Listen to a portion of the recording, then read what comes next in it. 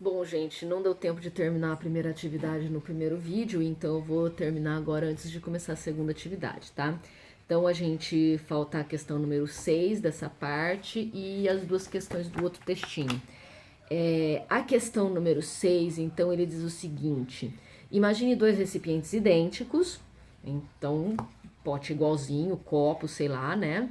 Suponha que um deles contenha água e o outro contenha mercúrio líquido. Mercúrio é o único metal que existe que é líquido na nossa temperatura, né? E aqui tem a tabela de densidade mostrando que ele é o mais denso dessa tabela. Na verdade, ele é o mais denso de todos os materiais que a gente conhece, tá? Então, qualquer coisa que eu colocar junto com o mercúrio, misturar, vai boiar, porque ele é o material mais denso que a gente conhece. Lógico que não é para manipular isso, porque o mercúrio é absurdamente tóxico, tá? Então, é só para supor isso aqui. Então, um tem água e o outro tem mercúrio, ambos a 25 graus Celsius, só para saber que os dois estão na mesma temperatura, nas mesmas condições, e a nível do mar. Consulte a tabela de densidades e responda. Então, a tabela tem aqui de densidades, tem o sódio, que tem uma densidade menor aqui do que a água. Aí tem a água, que tem a densidade de 1, né, grama por centímetro cúbico. Depois tem os que são mais densos.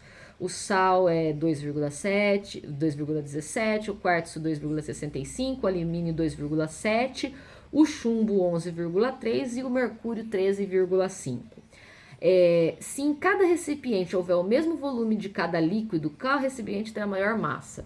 Mesmo volume, qual vai ter mais massa? É só olhar na tabela. Se a densidade da água é 1 grama por centímetro cúbico, se a gente tiver 1 litro, né, a gente vai ter 1 quilo de água. Se a gente tiver 1 litro de mercúrio, a gente vai ter 13 quilos, né? Então, o mercúrio é muito mais denso. Quanto mais denso, maior vai ser a massa por aquele mesmo volume. Então, quem vai ter mais massa? O mercúrio, porque ele é mais denso. Só por isso. Né? O mercúrio, porque ele é mais denso. Em cada tanto de volume, tem muito mais massa de mercúrio do que de água. E a 6, ao contrário, se ambos os recipientes tiverem a mesma massa, e aí é igual o do açúcar e o sal, tem a mesma massa, qual vai ter mais volume? Justifique, mais volume vai ser a água, porque eu preciso de mais material para chegar na mesma massa, né? Então, vai ser a água porque ela é menos densa, né? Que vai ter maior volume. Então, é isso dessa parte. Aí eu mandei o outro texto, que era esse sobre partículas, né, mostrando que o átomo possui prótons, lá ele possui um núcleo com partículas eletricamente positivas, que são os prótons, e partículas neutras, que são os nêutrons. A função dos nêutrons é manter os prótons unidos. E em volta do núcleo giram os elétrons, que são quase sem massa, de tão pequenininhos, que têm carga elétrica negativa. Então eu preciso anular as positivas com as negativas. Então, num átomo neutro, eu sempre tenho a mesma quantidade de prótons e de elétrons. E dei algumas características aqui, né? Que é o número atômico, é quantos prótons ele tem. Sabendo quantos prótons ele tem, eu sei que material é aquele, porque eu tenho uma tabela periódica que me diz que quando tem um próton é hidrogênio, quando tem 8 é oxigênio, quando tem 17 é cloro, né? 17 prótons, então vai ser sempre cloro, não interessa. Às vezes, se ele perdeu ou ganhou elétrons, por exemplo, é cloro. A massa atômica também é muito importante, que é a soma de prótons e nêutrons que tem lá dentro do núcleo. E o importante, né? Prótons e elétrons sempre tem na mesma quantidade, para um anular o outro. Acontece que, quando vai fazer ligação química, a imensa maioria dos átomos, eles querem ganhar ou perder elétrons. E aí eu crio os íons, né, que são aqueles que têm alguma carga elétrica. Quando eles perdem elétrons, fica sobrando carga positiva do núcleo, né? Então ele fica positivo, e eu chamo isso de cátion, um átomo positivo. E quando ele ganha elétron, ele fica com mais carga negativa, então eu chamo isso de ânions, né? E aí tinha dois exercíciozinhos bem simples, né? O primeiro era para ver as propostas de modelos atômicos e eu escrevi o que cada cientista, como cada cientista achava que era o átomo. E como cada cientista achava que era o átomo, tinha que descobrir qual desses desenhos é mais parecido com a descrição, só isso. Né? Então o Dalton falava que os átomos eram partículas indivisíveis. O desenho que parece uma partícula indivisível, porque os outros têm divisões, é esse. Né? Então esse é o Dalton. Aí mais tarde veio o Thomson, que falou que os átomos eram partículas com cargas positivas e negativas. Então o que mais parece com isso aqui, né, é esse que está tudo misturado, carga positiva e negativa jogada lá dentro desse átomo. Né? Esse seria o do Thomson. O Rutherford mais tarde falou que era um núcleo de carga positiva com elétrons de carga negativa orbitando ao seu redor. O que tem um núcleo positivo, né, com os elétrons ao redor é esse aqui. Então esse é o do Thomson. E pouquinho depois o Thomson não, o Rutherford, por favor. Pouquinho depois o Bohr, junto com o Rutherford também, eles deram uma melhoradinha nisso e perceberam que o núcleo não era uma carga positiva única. O núcleo tinha uma mescla de cargas positivas e partículas neutras, né? Partículas positivas, prótons e nêutrons, com elétrons distribuídos em níveis energéticos, como se fosse órbitas de planetas, né? Ao redor. Então é esse aqui que é o mais aceito atualmente, prótons e nêutrons lá no núcleo e as camadas de níveis eletrônicos aí em volta, tá? Na 2, indique a quantidade de elétrons num átomo neutro, olha só, neutro não tem carga, que apresenta 15 prótons e 16 nêutrons. Como você chegou nesse resultado? Bom, se ele tem 15 prótons e ele é neutro, ele tem que ter 15 elétrons. Por quê? Porque 15 cargas negativas dos elétrons vai anular as 15 cargas positivas dos prótons. E os nêutrons? Os nêutrons não fazem diferença na quantidade de carga, eles estão aí para manter os prótons unidos, ok?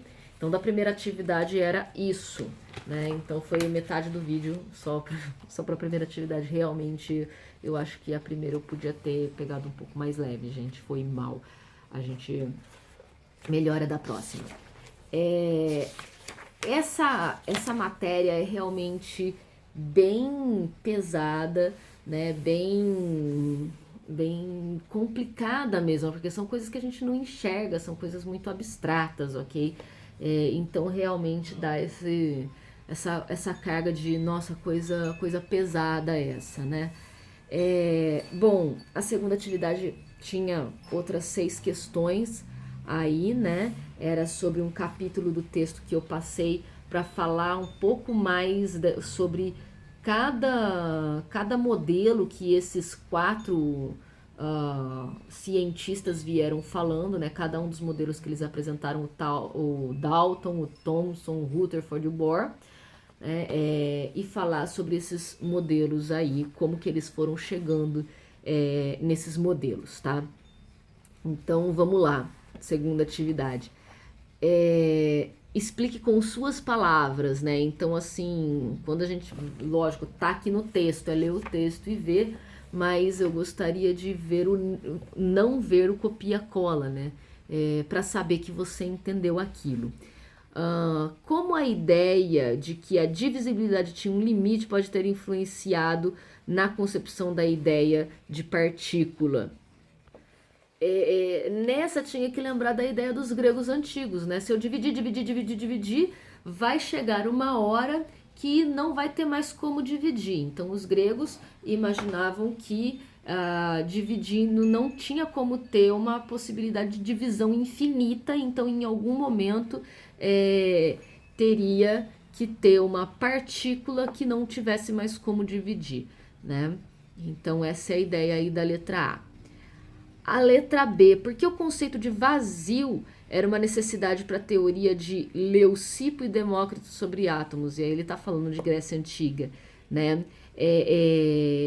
Os gregos já imaginavam que tinha que ter movimento de partícula, né? Como todas as coisas se movimentam, o ar se movimenta, então tinha que ter movimento de partícula. Para ter esse movimento precisa ter um espaço para se movimentar. Então, precisava da ideia de vazio para entender como que as partículas poderiam se movimentar. Essas partículas se movimentavam neste vazio, ok? Questão número 2.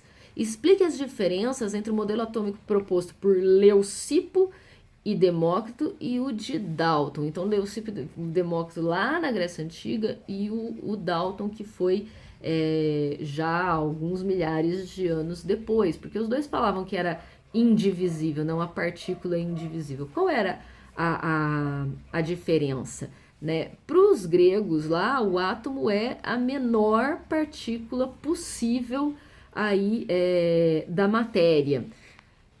E teria assim um único tipo de matéria.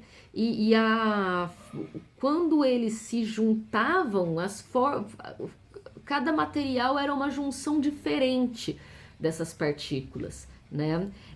Já para Dalton não, teria átomos diferentes, né, que formariam os materiais diferentes, e essa diferença de cada átomo viria da sua massa, né? Então ele não tinha a ideia de prótons e nêutrons, mas ele já falava que tinha uma massa diferenciada que faria com que teria vários tipos de átomos. Lá na Grécia Antiga não, o átomo é um átomo e conforme o jeito que eles se reúnem, forma materiais diferentes. E o Dalton já fala que existem átomos diferentes para formar materiais diferentes. Essa é a diferença da Grécia para o Dalton. Questão número 3. Lembrando que eletricidade é o movimento de partículas com carga elétrica por um meio e que, de acordo com o modelo atômico de Dalton, o átomo era indivisível, deduza por que o modelo atômico proposto por ele não explicava a eletricidade. Bom, o Dalton, né, quando descobriu a eletricidade, percebeu que o modelo do Dalton não dava para funcionar. Porque o Dalton falou que o átomo era uma coisa indivisível, uma partícula indivisível, neutra e tudo mais. Então, como que poderia ter eletricidade? Se a eletricidade é movimento de carga negativa, de partícula com carga negativa, que partícula é essa se o átomo não pode ter partícula menor do que ele? Entendeu? Então, o modelo do Dalton não explica a eletricidade porque é uma partícula indivisível e sem carga, e a eletricidade precisa de uma partícula menor com carga que viaje por esses materiais, dando origem às cargas, à corrente elétrica. Né? Questão número 4. Explique por que os resultados do experimento com lâminas de ouro de Rutherford e sua equipe permitiram deduzir que, letra A, o núcleo era muito pequeno, denso e positivo, e letra B, existiam grandes espaços vazios entre os núcleos. Bom, primeiro, né, o átomo era muito pequeno, denso e positivo. Ele percebeu isso porque quando ele jogou, né, esses feixes na lâmina de ouro, quase nenhuma pouquíssimas, né, delas desviaram. Então elas atravessaram esse material, né? Então, se quase todas elas atravessaram o material, é porque existe muito espaço vazio, então o núcleo tem que estar concentradinho lá no centro. E teve também o fato de que ele, usando aí algumas cargas positivas, algumas ricochetearam, né, sofreram repulsão elétrica, então o que era positivo com positivo afasta. Então, se sofreu essa repulsão elétrica quando chegaram perto de algo positivo, então o núcleo tinha que ser positivo, né? E como quase todas atravessaram, então ele era muito pequenininho para conseguir que atravessassem. E na B, né, que tem o grande espaço vazio entre os núcleos, é essa questão de que quase todo mundo atravessou. Então tem que ter um grande espaço vazio aí para conseguir atravessar por estes espaços vazios, né? Então foi dessa forma, quando ele jogou os feixes de partícula lá na lâmina de ouro, quase todo mundo atravessou, algumas ricochetearam por repulsão elétrica, por isso ele viu que era núcleo positivo e pequeno e uma grande parcela de área vazia, porque só assim para conseguir atravessar o material do ouro. As outras duas questões eu vou corrigir no próximo vídeo, tá, gente? Que já tá chegando de novo em 15 minutos. Até já!